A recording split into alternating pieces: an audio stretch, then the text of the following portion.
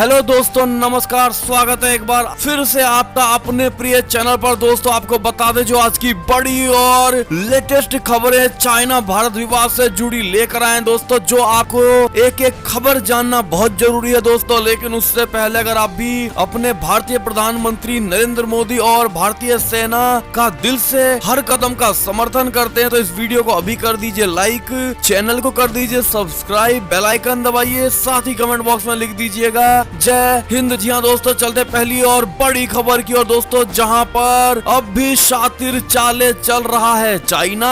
भारतीय सैनिकों की वापसी और पीएलए के डटे रखने का देख रहा है चाइना ख्वाब। जी हाँ दोस्तों, चाइना पिछले 7 महीने से भारत की नब्ज टटोल रहा है, लेकिन लगता है कि परिस्थितियों को परखने की उसकी क्षमता ही नहीं है। ड्रैगन अब भी इसी सोच में है कि भारत को तो रणनीतिक महत्व के मोर्चों से पीछे हटा देगा, लेकिन खुद अतिक्रमण से बाज नहीं आएगा। यही वजह है कि चाइना ने सैन्य लेवल के ताजा दौर की बातचीत में डी एस्केलेशन के लिए यानी सैनिकों को हटाने के लिए बिल्कुल अजीब प्रस्ताव रखा है। जी हाँ दोस्तों, सूत्रों के मुताबिक चाइना पूर्वी लद्दाख के पेंगोंग झील स्थित फिंगर 8 से वापस जाने को तैयार हो गया है, लेकिन भारत को वो फिंगर 4 से पीछे धकेल कर फिंगर 3 और फिंगर 2 के बीच पहुंचाना चाहता है। चाइना को पता है कि भारत अपने सैनिकों को पीछे किसी भी कीमत पर वापस नहीं ला सकता, क्योंकि इसने किसी तरह का अतिक्रमण नहीं किया है। चाइना के सामने स्पष्ट कर दिया जा चुका है कि भारत का इलाका फिंगर 8 तक जाता है, इसलिए सैनिकों को पीछे फिंगर 3 पर बुलाने का तो कोई सवाल ही नहीं उठता है। जी हाँ दोस्तों, ऐसे में ये बड़ी खबर आती हुई नजर आ रही दोस्तों, जहाँ पर चाइना अपनी चाल चलने से बाज नहीं आ रहा। उसको लगता है कि हम भारत को मूर्ख बनाएंगे और भारत मूर्ख बन जाएगा, लेकिन दोस्तों ये चाइना की सरासर गलत फहमी है। अगर आप भी दोस्तों एक सच्चे भारतीय नागरिक होने के लिए चाइना को जवाब देना चाहेंगे दोस्तों तो कमेंट सेक्शन में जरूर लिखकर बताइएगा। दोस्तों एक और खबर की माने तो पाकिस्तान से बड़ी खबर आ रही है दोस्तों, जहां पर नवाज शरीफ से डरे इमरान खान स्वीकार किया भ्रष्टाचारी जनरल का इस्तीफा। जी हाँ दोस्तों, पाकिस्तान के प्रधानमंत्री इमरान खान चाहकर भी अरबों रुपयों के भ्रष्टाचार में आकंठ डूबे हुए लाडले जनरल रिटायर असीम सलीम बाजवा को बचा नहीं पाए और उन्हें विपक्ष के बढ़ते दबाव के बाद इस्तीफा स्वीकार करना पड़ा। बाजवा ने भ्रष्टाचार के खुलासे के बाद पिछले दिनों प्रधानमंत्री के सलाहकार पद से इस्तीफा दे दिया था। बाजवा पर पाकिस्तानी सेना के प्रवक्ता और चाइना पाकिस्तान इकोनॉमिक कॉरिडोर के अध्यक्ष पद पर रहते हुए अरबों रुपए की दौलत बनाने का आरोप लगा हुआ है। जी हाँ दोस्तों, पाकिस्तानी सेना प्रमुख के करीबी असीम बाजवा ने अभी करीब 60 अरब डॉलर के सीपीईसी परियोजना के चेयरमैन पद से इस्तीफा नहीं दिया है। जनरल बाजवा पर 4 देशों में 99 कंपनी और 133 पापा जॉन पिज्जा के रेस्टोरेंट बनाने का आरोप है। जी हाँ दोस्तों, ऐसे में जनरल बाजवा ने ट्वीट करके कहा है कि मैंने प्रधानमंत्री इमरान खान से सलाहकार पद से मुक्त करने का अनुरोध किया। ऐसे में दोस्तों देखना अब ये होगा कि आगे की क्या रणनीति होती है बाजवा को लेकर। दोस्तों जो भी खबर आएगी तुरंत आपको बताएंगे। एक और खबर की माने दोस्तों तो चीन रच रहा बॉर्डर पर साजिश।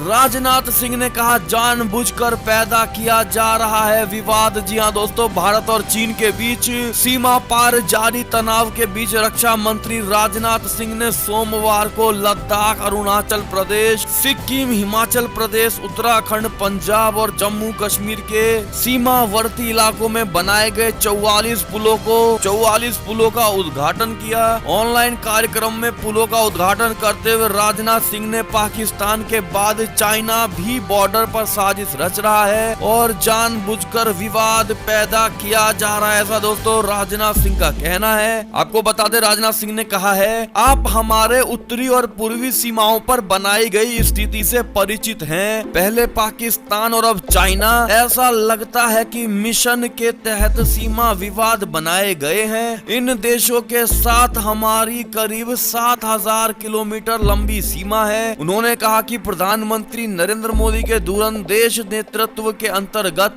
भारत इन संकटों का न केवल मजबूती से सामना कर रहा है बल्कि इन सभी क्षेत्रों में बड़े और ऐतिहासिक बदलाव भी लाया जा रहा है। लेकिन चाइना जानबूझकर के परिस्थितियों को और गंभीर बनाने की कोशिश कर रहा है और जानबूझकर विवाद पैदा कर रहा है, लेकिन भारत उसके किसी भी मंसूबों को कामयाब नहीं होने देगा। लेकिन भारत सबसे पहले ये सोचता है कि बातचीत प्यार से निपट जाए, लेकिन अगर ऐसा नहीं हुआ तो चाइना अपनी चाल में ही फंस कर रह जाएगा और एक दिन ऐसा आएगा कि चाइना को इन गलतियों की सजा भुगतने का भी एहसास नहीं हो पाएगा और वो भारत से बिना सोचे माफी मांगेगा। ऐसे में दोस्तों आप भी अगर राजनाथ सिंह के बातों का दिल से समर्थन करते हैं और मानते हैं कि ऐसा ही हो रहा है जैसा कि राजनाथ सिंह ने बोला है कि चाइना जानबूझकर पैदा कर रहा है विवाद, तो आप भी कमेंट सेक्शन में दोस्तों राजनाथ सिंह को धन्यवाद और 2 सजेशन जरूर दीजिएगा दोस्तों आगे के रणनीति के लिए। एक और खबर की ओर चले दोस्तों, तो राफेल से जल्द हमला कर सकता है भारत,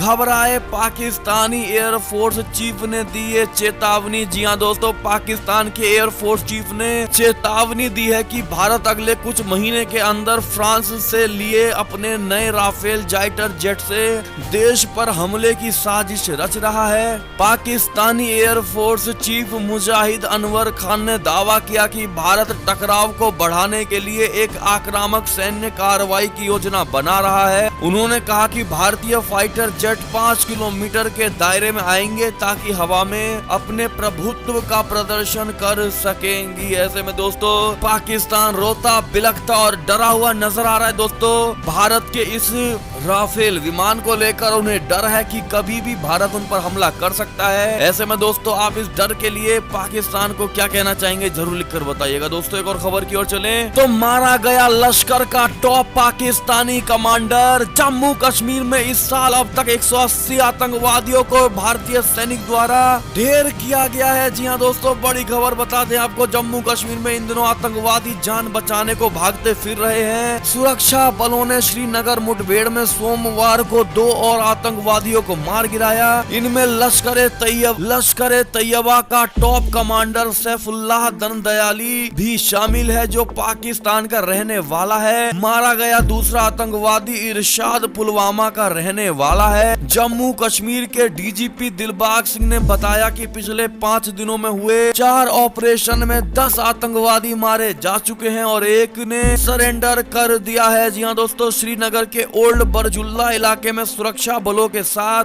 मुठभेड़ में दोनों आतंकवादी मारे गए। जी हाँ दोस्तों, ऐसे में बड़ी खबर, अगर आप भी मानते हैं कि हमारे भारतीय सेना में शौर्य और पराक्रम की कमी नहीं है तो अपने सुरक्षा बलों को कांग्रेचुलेशन धन्यवाद दोनों कर दीजिएगा। दोस्तों एक और खबर की ओर चलें तो 370 हटाने में चाइना का नाम लेने पर भड़की बीजेपी। कहा फारूक अब्दुल्ला और राहुल गांधी एक ही सिक्के के 2 पहलू हैं। जी हाँ दोस्तों, जम्मू कश्मीर के पूर्व सीएम और नेशनल कॉन्फ्रेंस के अध्यक्ष फारूक अब्दुल्ला के बयान पर राजनीतिक घमासान मच गया है। बीजेपी प्रवक्ता संबित पात्रा ने फारूक अब्दुल्ला के बयान को देश विरोधी ठहराया है। उन्होंने कहा कि फारूक चीन की मानसिकता को सही ठहरा रहे हैं। फारूक अब्दुल्ला ने पहली बार ऐसा नहीं कहा, उन्होंने पहले भी कई बार इस तरह के बयान दिए हैं। दोस्तों उन्होंने कहा कि एक तरफ से फारूक अब्दुल्ला अपने इंटरव्यू में चाइना की विस्तारवादी मानसिकता को न्यायोचित ठहराते हैं, वहीं दूसरी ओर एक देशद्रोही कमेंट करते हैं कि भविष्य में हमें अगर मौका मिला तो हम चाइना के साथ मिलकर अनुच्छेद 370 वापस लेकर आएंगे। ऐसे में दोस्तों ये बड़ी खबर आती हुई दिखाई दे रही थी। दोस्तों इस खबर को लेकर आपकी क्या प्रतिक्रिया है दोस्तों, कमेंट सेक्शन में लिखकर जरूर बताइएगा। एक और खबर की ओर चलें दोस्तों तो अजरबैजान के खिलाफ आर्मेनिया के समर्थन में क्यों उतरे भारतीय सैनिक,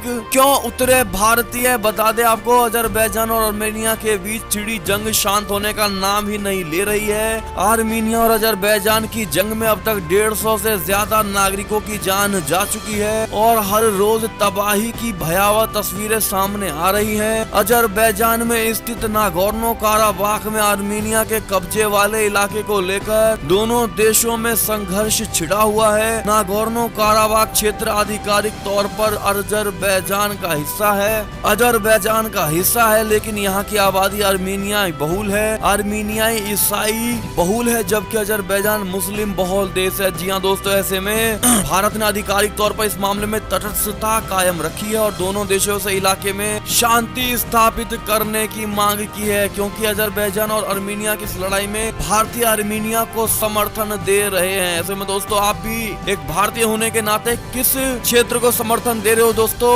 आर्मीनिया को या अजरबैजान को? जरूर लिखकर बताइएगा कमेंट सेक्शन में दोस्तों। और ये थी अब तक की सारी बड़ी खबरें। आपको हमारी खबरें कैसी लगी? आशा करता हूँ अच्छी लगी होगी दोस्तों। अगर जरा भी अच्छी लगी है तो इस वीडियो को अभी अपने भाई बंधुओं में व्हाट्सएप, फेसबुक, पूरे भारत में शेयर करना बिल्कुल मत भूलिएगा दोस्तों। और अभी कर दीजिए इस वीडियो को लाइक, चैनल को कर दीजिए सब्सक्राइब, बेल आइकन दबाइए, साथ ही कमेंट बॉक्स में लिख दीजिएगा जय